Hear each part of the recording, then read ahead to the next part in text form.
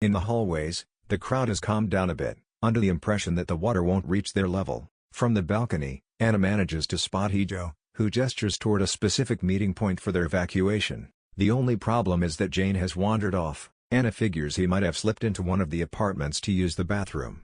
So, she starts checking every single door in a blind panic. Then, she looks up and what she sees takes her breath away. A massive wave, taller than any building in sight, is surging toward them with terrifying force, swallowing everything in its path. The wave slams into the large windows, shattering everything around it. As people scramble to get out, Anna slides through the submerged debris, struggling just to stay alive. In her desperate swim to the surface, she loses the bag containing Jane's essential medicine. As she maneuvers through the now flooded hallways, she brushes past the bodies of those who weren't quick enough to outswim the surge, a grim reminder of how narrow her own chances of survival have become. A few seconds later, Anna finally finds her son floating precariously over the living room table. She desperately tries to pull him out, but her lungs run out of air, and her strength begins to fail. Fortunately, Hijo appears just in time. He grabs her and helps them both reach the surface, saving them from certain death. Once they reach a balcony, Hijo pulls Jane up and starts performing CPR until the little boy finally wakes up,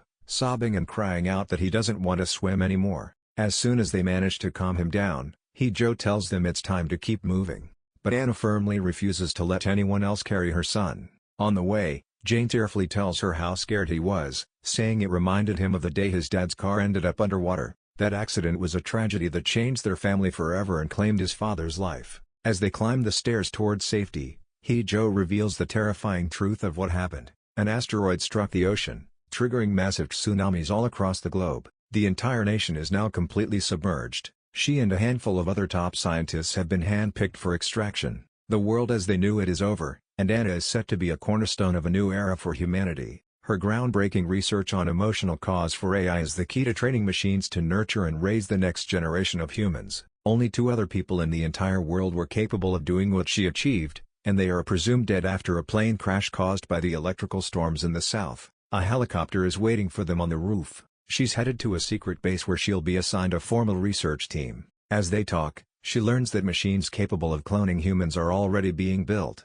They just need her data to launch the program that will eventually repopulate the planet. It's all too much for Anna to take in at once. On top of the world-altering news, Jane keeps complaining that he really has to use the bathroom, and Hijo is making it very clear that they don't have a single second to waste if they're going to get out of there alive. Before the boy has an accident, Hijo lets them use the restroom.